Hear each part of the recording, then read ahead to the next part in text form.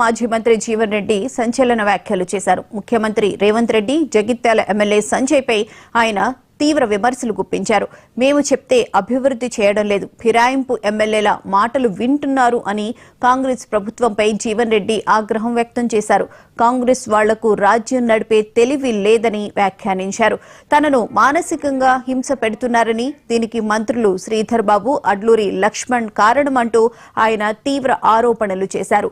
BRS ప్రభుత్వం ఉన్నప్పుడే బాగుండేదని జీవన్ రెడ్డి పేర్కొన్నారు.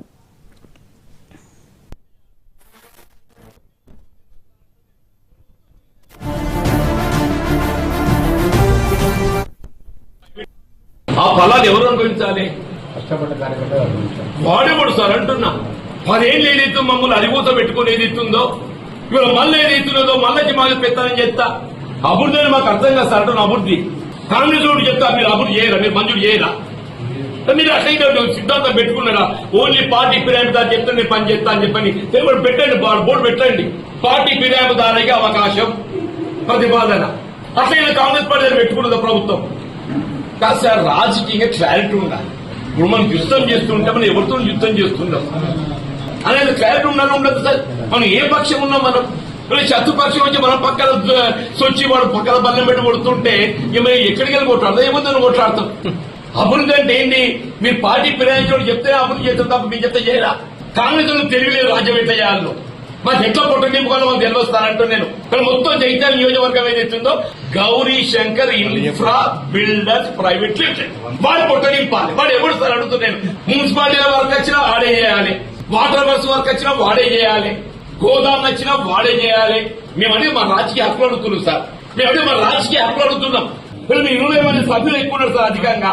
వీళ్ళు కాంగ్రెస్ పార్టీ ఎలక్టెడ్ ఎమ్మెల్యేస్ కును బీఆర్ఎస్ మధ్య వ్యత్యాసం ఏదైతున్నదో ప్రతిపక్షాల మన మధ్య 20 సంఖ్య ఉంది సార్. అంటూ నేను చెప్తున్నాను. మానసిక హింస గురి కావడానికి కారణం ప్రధానంగా శ్రీధర్ బాబు గారు, 2 లక్షల వీళ్ళు ఇస్తారని చెప్పండి. ఆ ఫలాలు ఎవరు అనుభవించాలి? వాడేవాడు సార్ అంటున్నా. కాంగ్రెస్ సీనియర్ నేత మాజీ మంత్రి జీవన్ రెడ్డి సంచలన వ్యాఖ్యలు చేశారు. ఇదే అంశానికి సంబంధించిన పూర్తి వివరాలను మా Telangana bureau chief Sudhakar live లో అందిస్తారు. సుధాకర్, చెప్పండి, గతంలో కూడా జీవన్ రెడ్డి ఈ విధమైనటువంటి వ్యాఖ్యలే చేశారు. ఎందుకు పదే పదే ప్రభుత్వాన్ని విమర్శిస్తూ వ్యాఖ్యలు చేస్తున్నారని చెప్పి అనుకోవాలి? తెలంగాణలో కాంగ్రెస్ ప్రభుత్వం ఏర్పరిచిన తర్వాత జగిత్యాల నియోజకవర్గం నుంచి బీఆర్ఎస్ అభ్యర్థిగా గెలిచిన డాక్టర్ సంజయ్ కాంగ్రెస్ పార్టీలో చేరారు. ముఖ్యమంత్రి రేవంత్ రెడ్డిని ఆయన కలిసి సంఘీభావం ప్రకటించారు. ప్రభుత్వంతో కలిసి పనిచేస్తానంటూ సంజయ్ ప్రకటించారు. అధికారికంగా కాంగ్రెస్ పార్టీలో చేరకపోయినప్పటికీ దీనిని జీవన్ రెడ్డి జీర్ణించుకోలేకపోతున్నారు. జీవన్ రెడ్డి జగిత్యాల మాజీ ఎమ్మెల్యేగా ఉన్నారు. ఇటీవల సంజయ్ చేతిలో ఓడిపోయారు. ఆ తర్వాత జీవన్ రెడ్డికి పార్లమెంటు అభ్యర్థిగా, నిజామాబాద్ పార్లమెంట్ అభ్యర్థిగా పోటీ చేసే అవకాశాన్ని కాంగ్రెస్ పార్టీ ఇచ్చింది. ఆయన పోటీ చేసి ధర్మపురి అరవింద్ చేతిలో ఆయన ఓడిపోయారు. ఓడిపోయినప్పటి నుంచి కూడా ఆయన కొన్ని ఆసక్తికరమైన వ్యాఖ్యలు చేస్తున్నారు. ఆయన ఓడిపోయిన అనంతరం ఆయనకు ఎమ్మెల్సీ పదవినో మరోటో తెలంగాణ ప్రభుత్వం ఇస్తుందని ఆయన భావించారు.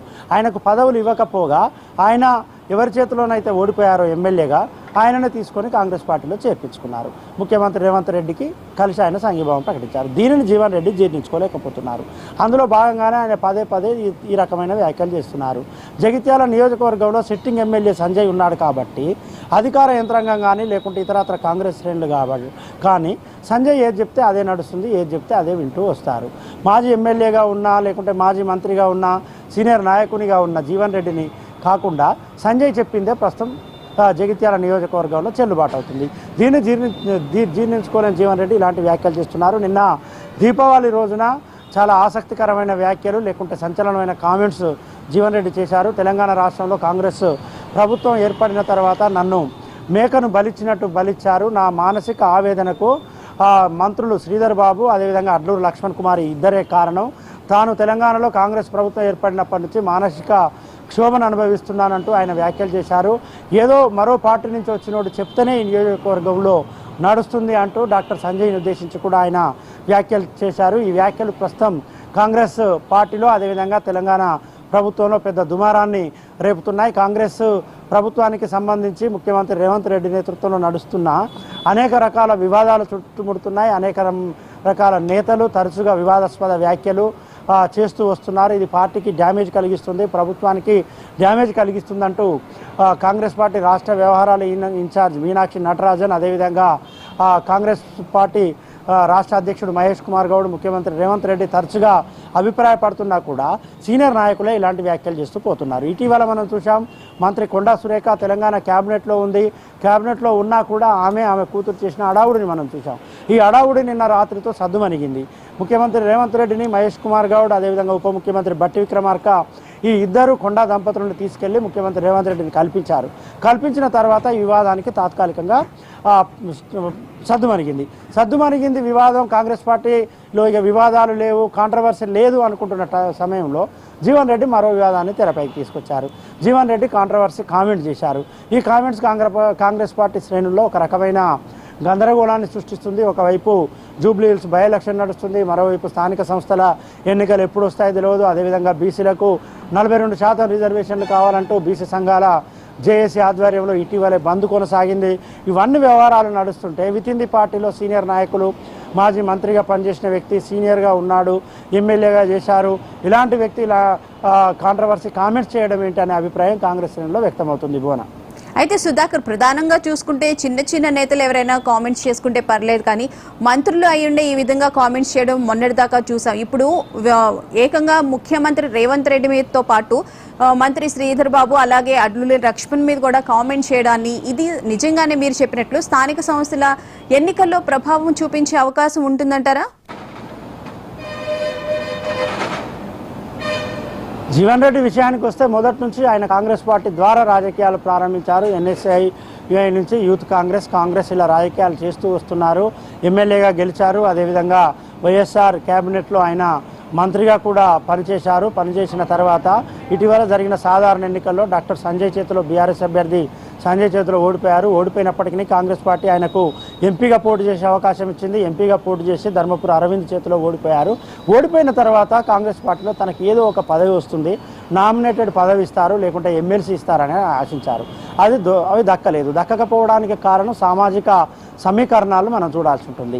రెడ్డి సామాజిక వర్గం నుంచి ఇప్పటికే క్యాబినెట్లో చాలామంది ఉన్నారు, నామినేటెడ్ పోస్టర్లో చాలామంది ఉన్నారు, ఎమ్మెల్సీలుగా ఉన్నారు. కాబట్టి సామాజిక సమీకరణాల నేపథ్యంలో జీవన్ రెడ్డికి నామినేటెడ్ పదవో మరోటో లభించకపోయిన కారణంగా ఆయన ఈ రకమైన వ్యాఖ్యలు చేస్తున్నారు. ఉదాహరణకు విఎన్ మంత్రావు ఉన్నారు. విఎన్ మంత్రావు సీనియర్ కాంగ్రెస్ నాయకులు, అదేవిధంగా కాంగ్రెస్ పార్టీకి లాయలిస్ట్, అదేవిధంగా గాంధీ కుటుంబానికి అత్యంత విధేయునిగా ముద్రపడ్డారు. సోనియా గాంధీ ఎప్పుడు వెళ్ళినా డైరెక్ట్ నేరుగా అపాయింట్మెంట్ ఇచ్చే అంత స్థాయి ఉన్న నాయకుడు విఎన్ మంత్రావు. ఆయనకు కూడా కాంగ్రెస్ పార్టీ ఏ పదవి ఇవ్వలేదు. ఆయన తన గౌరవాన్ని కాపాడుకుంటున్నారు, అదేవిధంగా తన పొజిషన్ను కాపాడుకుంటున్నారు. ప్రభుత్వంతో అసోసియేట్ అయి వివిధ కార్యక్రమాల్లో పాల్గొంటున్నారు. ముఖ్యమంత్రి రేవంత్ రెడ్డి చేస్తున్న పలు కార్యక్రమాలను ఆయన అభినందిస్తున్నారు, పలు కార్యక్రమాల్లో నేరుగా పాల్గొంటున్నారు. కాబట్టి జీవన్ రెడ్డి కూడా అలా చేస్తే బాగుంటుంది అనే ఒక అభిప్రాయం కార్యకర్తలలో వ్యక్తమవుతుంది. అలా చేయకుండా కాంగ్రెస్ పార్టీ పైన తరచూ విమర్శలు చేయడం, కాంట్రవర్సీ కామెంట్ చేయడం, లేకుంటే ప్రతిసారి అసంతృప్తిని వెళ్ళగక్కడం ఏంటి అనే ప్రశ్న కూడా కాంగ్రెస్ శ్రేణులలో వ్యక్తమవుతుంది. మీరు అన్నట్టు స్థానిక సంస్థల ఎన్నికలు ఎప్పుడొచ్చే తెలియదు. స్థానిక సంస్థల ఎన్నికలు వచ్చినప్పుడు పార్టీ అంతా ఏకతాటిపైన ఉండాలి, పార్టీ నాయకులంతా ఐక్యంగా ముందుకు పోవాలి, పార్టీ నాయకులంతా కలిసి పనిచేయాలి. అప్పుడే విజయం సాధ్యమవుతుంది, అప్పుడే గెలవడం సులువు అవుతుంది. కానీ అలా జరగకుండా పార్టీలో ఉన్న సీనియర్ నాయకులు, ముఖ్య నాయకులు, మాజీ మంత్రులుగా చేసిన వారు ఇలాంటి వ్యాఖ్యలు చేయడం ఎంతవరకు సమంజసమనే వ్యాఖ్య కాంగ్రెస్ పార్టీ శ్రేణులలో వ్యక్తమవుతుంది. జూబ్లీ హిల్స్ ఉప ఎన్నిక జరుగుతుంది. జూబ్లీ హిల్స్ ఉప ఎన్నికను ప్రభుత్వం ప్రతిష్టాత్మకంగా తీసుకుంది. అదేవిధంగా అది బీఆర్ఎస్ సిట్టింగ్ స్థానం. బీఆర్ఎస్ సిట్టింగ్ స్థానాన్ని తాను నిలబెట్టుకోవాలని ఒకవైపు బీఆర్ఎస్ విస్తృతంగా పర్యటనలు చేస్తుంది, అన్ని కార్యక్రమాలు అక్కడ చేపడుతుంది గెలవడం కోసం. ఒకవైపు కేటీఆర్, హరీష్ రావు విస్తృతంగా నియోజకవర్గంలో పర్యటిస్తున్నారు, గెలిపే లక్ష్యంగా వారు ముందుకు పోతున్నారు. కాంగ్రెస్ పార్టీ నవీన్ యాదవ్ అనే ఒక బీసీ అభ్యర్థిని పోటీలో పెట్టింది, ఎలాగైనా గెలవాలని విస్తృతంగా పోరాటం చేస్తుంది. అక్కడ మంత్రులను ఇన్ఛార్జీలుగా ఇచ్చింది. అదేవిధంగా మిగతా ఎమ్మెల్యేలు కానీ లేకుంటే మిగతా నాయకులందరూ కూడా ఇన్ఛార్జీలుగా ఉండి అక్కడ కార్యక్రమాలు చేస్తున్నారు. ఇలాంటి తరుణంలో ఒక సీనియర్ నాయకుడు ఇలాంటి కాంట్రవర్సీ కామెంట్స్ చేయడం ఎంతవరకు సమంజసం, ఎంతవరకు కరెక్ట్ అనే అభిప్రాయం అయితే కాంగ్రెస్ పార్టీ శ్రేణులలో వ్యక్తమవుతుంది. ఇప్పటికైనా కాంగ్రెస్ పార్టీ రాష్ట్ర అధ్యక్షుడు లేకుంటే ఏఐసిసి రాష్ట్ర వ్యవహారాల ఇన్ఛార్జ్ మీనాక్షి నటరాజన్ వెంటనే ఎంటర్ కావాలి. జీవన్ రెడ్డి లాంటి నాయకులను కట్టడి చేయాలి, ఇలాంటి వివాదాస్పద వ్యాఖ్యలు చేయకుండా చూడాలి. ఇటీవల చేసిన కొండా సురేఖ వ్యాఖ్యలు కావచ్చు, అదేవిధంగా కొన్ని రోజుల క్రితం మంత్రి పొన్నం ప్రభాకర్ అడ్లూరు లక్ష్మణ్ వివాదం కావచ్చు, ఇప్పుడు జీవన్ రెడ్డి వివాదం కావచ్చు, ఇలాంటివి జరగకుండా చూడాలని కాంగ్రెస్ పార్టీ శ్రేణులు క్షేత్రస్థాయిలో కోరుకుంటున్నారు. భువన, అయితే సుధాకర్, ప్రధానంగా పిసిసి అధ్యక్షులు ఏమైనా పిలిచి మాట్లాడే అవకాశం ఉండొచ్చంటారా? తప్పకుండా కాంగ్రెస్ పార్టీలో ఈ మధ్యకాలంలో పిసిసి అధ్యక్షునిగా మహేష్ కుమార్ గౌడ్ ఎంపికైనప్పటి నుంచి, మహేష్ కుమార్ గౌడ్ పిసిసి అధ్యక్షునిగా బాధ్యతలు చేపట్టినప్పటి నుంచి కాంగ్రెస్ పార్టీలో ఎక్కడ ఏ వివాదం రేగినా, ఎక్కడ ఎవరైనా అసంతృప్తి వెలుబుచ్చినా, ఎక్కడ ఎవరైనా కాంట్రవర్సీ కామెంట్ చేసినా వెంటనే ఆయన రియాక్ట్ అవుతున్నారు, వెంటనే వారితో మాట్లాడే ప్రయత్నం చేస్తున్నారు, వారిని కలిసి నేరుగా మాట్లాడేందుకు ప్రయత్నం చేస్తున్నారు. ఒకవేళ వారు అందుబాటులో లేకుంటే ఫోన్లోనైనా మాట్లాడుతున్నారు. విషయాన్ని కాంగ్రెస్ పార్టీ అధిష్టానం దృష్టికి తీసుకెళ్తున్నారు. అధిష్టానం దృష్టికి తీసుకెళ్లి దీన్ని ఎలా పరిష్కరించాలి, ఎవరైనా అసంతృప్తి నాయకులు ఉంటే, ఎవరైనా నాయకులు కాంట్రవర్సీ కామెంట్ చేస్తే వారికి ఏమి హామీ ఇవ్వాలి, వారిని ఎలా బుజ్జగించాలి అనేది అధిష్టానం నుంచి స్వీకరించి వారితో మాట్లాడి వివాదానికి వెంటనే ఫుల్ స్టాప్ పెడుతున్నారు. పొన్నం ప్రభాకర్ అడ్లూరు లక్ష్మణ్ విషయంలో మనం చూసాం. ఈ ఇద్దరు మంత్రులను పిలుచుకొని మాట్లాడారు, ఈ ఇద్దరితో కలిసి కూర్చొని భోజనం చేశారు, వారిద్దరి వివాదానికి ఫుల్ స్టాప్ పెట్టారు. కొండా దంపతులను నిన్న నేరుగా ముఖ్యమంత్రి రేవంత్ రెడ్డి దగ్గర తీసుకెళ్లారు, ఆ వివాదానికి ఫుల్ స్టాప్ పెట్టారు. ఇప్పుడు జీవన్ రెడ్డి వివాదం ఉంది, జీవన్ రెడ్డి వివాదంలో కూడా మహేష్ కుమార్ గౌడ్ పిలిచి మాట్లాడే అవకాశం ఉంటుంది, లేకుంటే తానే నేరుగా వెళ్ళి కలిసి మాట్లాడే అవకాశం ఉంటుంది. మనం కలిసి మాట్లాడి ఈ వివాదానికి కూడా ఫుల్ స్టాప్ పెడతారని మనం భావించాల్సి ఉంటుంది. Thank you Sudhakar.